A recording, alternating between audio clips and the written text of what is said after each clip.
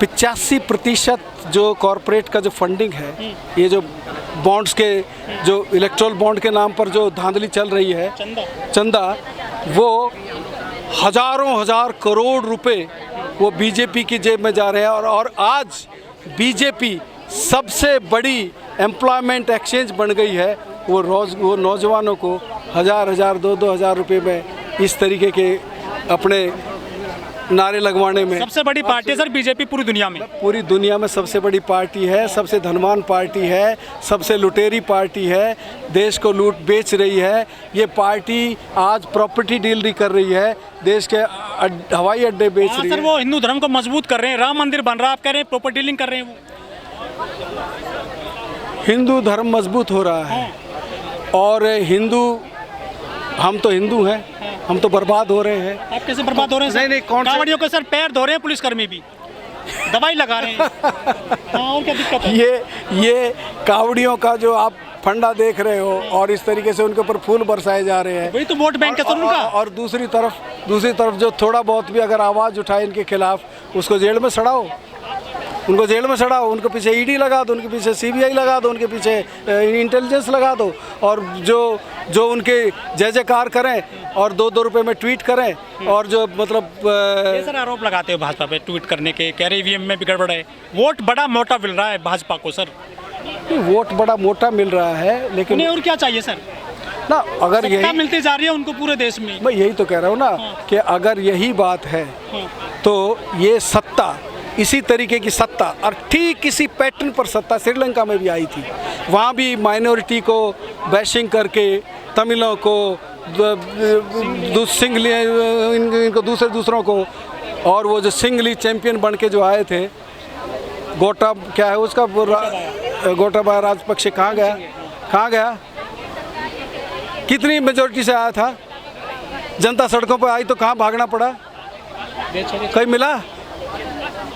तो ये हालत अगर जब पैदा करोगे तो यही नौजवान जिनको तुम मतलब आज अपने मतलब प्रलोभन दे के जो अपने पीछे लगाए हुए हो, जब इनकी ज़मीर जागेगी। और आज सबसे बड़ा जो बहुत बड़ा ख़तरनाक जो चीज़ हो रही है वो ये हो रही है कि हर तबका परेशान है, हर तबके में आग है दिल के अंदर। वो चाहे किसान हो, नौजवान हो, वो छात्र हो, वो टीचर्स हों, वो नौकरी पेशा हों, वो अनऑर्गेनाइज सेक्टर के हों, ऑर्गेनाइज सेक्टर के हों, लेकिन आज नेतृत्व का अभाव है। विपक्ष भी उसी तरीके से चिलम भर रहा है अडानी अंबानी कॉरपोरेट घरानों की, उन्हीं के पांव से चलना चाहता है और उन्हीं पॉलिसीज़ को हाथ मिला के चल रहे हैं। कोई किसी को देखा आपने? अरे सोनिया गांधी को ईडी ने बुला लिया और उसके लिए तुम सड़कों पे आ रहे हो, और जीएसटी 5% टैक्स बढ़ा दिया, लोगों की खून निचोड़ा जा रहा है, तुम्हारे को कोई असर नहीं पड़ रहा है। तो अपने नेता को ना बचाएं कांग्रेस वाले? बचाओ, नेता ही बचेगा, फिर जनता तो पीछे आएगी नहीं। हालत तो जो हो रही है वो तो होनी है, जो कांग्रेस की भी जो हो रही है, और आगे चल के जनता को तो आप देख रहे हो किस तरीके से श्रीलंका वाला हाल होने जा रहा है। भाई एक किसी को अगर तुम दबाओगे, इतना दबाओगे, अगर दीवार से सटा दोगे तो भैया बिल्ली भी जंप मारती है।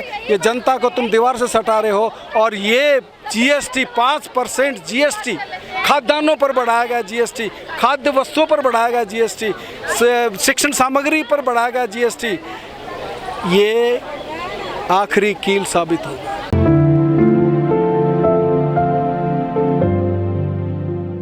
जनता तय नहीं करती वोट तय करता है कॉरपोरेट, उसका पैसा, उसका मीडिया, उसका प्रशासन, या धर्म तय करता है।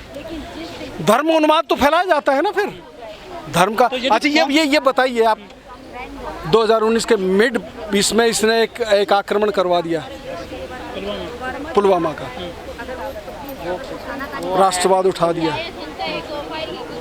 वरना ये जाना था इसको, लेकिन पलट दिया, प्रचार ऐसा चलाया गया। सर ठीक है, लेकिन डॉलर की हालत बहुत ख़राब हो गई, 80 के ऊपर चला गया था 2 दिन पहले, थोड़ा सा सुधरा है कुछ पैसे, क्या ये बढ़ेगा या फिर थोड़ा सुधार कर सकती है मोदी सरकार? ये मोदी का पिछली बाइट सुन लो, ये कह रहा था कि डॉलर का गिरने का मतलब है सरकार की साख गिरना, रुपया पतला हो रहा है, पाकिस्तान का नहीं होता, इसका नहीं होता, इंडिया का क्यों हो रहा है, और सरकार में रुपये के गिरने में होड़ लगी हुई है। तो भैया अब कौन गिर रहा है, किसकी साख गिर रही है? मोदी की साख नहीं गिर रही है अभी। जो 80 रुपए के पार चला गया। सर आखिरी सवाल आपसे, बीजेपी की काट क्या है विपक्ष के पास में? वो तो धड़ाधड़ सरकार बनाते जा रहे हैं सर। आंदोलन है जो किसानों ने एक मिसाल पेश करके गए हैं, 13 महीने का आंदोलन, और उसको पता चल गया था कि इसके पीछे बहुत बड़ी जनता इकट्ठी होने जा रही है, और ये जन आंदोलन ही इसका काट है, जन आंदोलन भी इसका विकल्प है।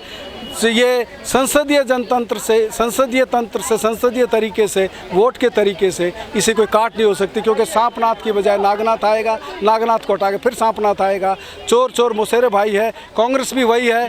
वो क्या था ना, वो एक था कि वो चक्रधरी क्या है, वो है। तो फिर तीसरा कौन है? जनता, जन आंदोलन, पब्लिक, किसान, मजदूर, नौजवान, छात्र, they will come up, they are not going to take lying down. Sir हमारे देश में सर धीरे धीरे रेलवे को जो है बेचा गया, एयर इंडिया, बैंक भी वही हाल हो रहे हैं, लेकिन लोग सड़क पर क्यों नहीं आ रहे हैं खुल करके? इसलिए नहीं आ रहे हैं कि उनके सामने कोई नेतृत्व नहीं है। नेतृत्व जिस दिन आ जाएगा, और नेतृत्व भी आंदोलन से ही उभरेगा। जनता आज सारे विपक्ष और ये पक्ष मिली भगत करके सत्ता की बंदरबांट कर रहे हैं।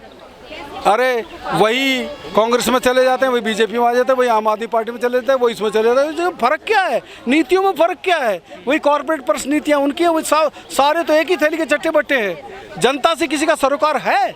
सत्ता से सरोकार है।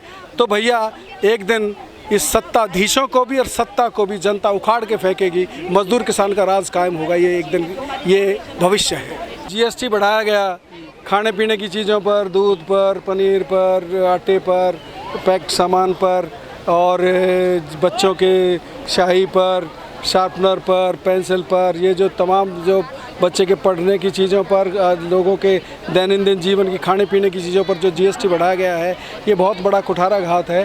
पहले से ही जनता महंगाई की मार से त्रस्त है, और ऊपर से फिर ये मार को झेलना जनता के लिए बड़ा मुश्किल है। हम उसका प्रतिवाद करने के लिए, सरकार को ये बात चेताने के लिए कि इसको वापस लीजिए, ये मतलब आप जो कॉरपोरेट का घर भर रहे हैं जनता को लूट के, ये सही नहीं है।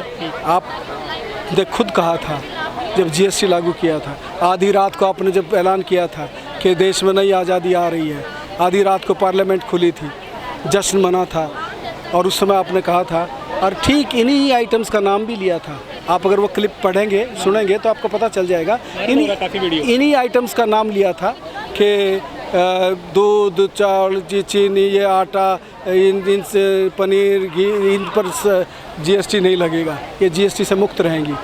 अब GST लगा दिया। टैक्स तो जहाँ से आना चाहिए वहाँ तो टैक्स पे छूट दी जा रही है। कॉरपोरेट को 25%, 30% के बजाय 25% कर दिया। कॉरपोरेट जो है वो लोन ले लेता है, वो डायमंड पर भी GST घटा दिया, 1.5% घटा दिया। और जो लोन ये बैंकों से कर्ज लेके वो जो खा जाते हैं, उसको तुम NPA कर देते हो, उसको तुम राइट ऑफ कर देते हो, उसको बुक से मिटा देते हो, ख़त्म कर देते हो। किसकी जेब से जा रहा है? बैंकों में किसका पैसा होता है? कौन जमा कराते हैं? हम और आम जनता ही जमा कराती है। वो सारे जनता का पैसा, उसको आप उनको छूट दे रहे हो, उनको छूट, जनता की लूट। ये चलेगा? चल सकता है? ये देश है या ये कॉर्पोरेट? सिर्फ इस देश का मायना क्या अडानी अंबानी रह गए? देश का मायना क्या कॉर्पोरेट घराने रह गए? अरे देश होता है देश की जनता से, और देश की गरीब जनता आज तुम खुद कह रहे हो कि 80 करोड़ जनता को 5 किलो अनाज पर वो निर्भर रही, अभी भी है। अगर 5 किलो अनाज उनको खैरात में ना दिया जाए तो 80 करोड़ लोगों को तुमने कहाँ पहुँचा दिया? ये देश को तुमने कहाँ, किस मुकाम पे ले गए हो?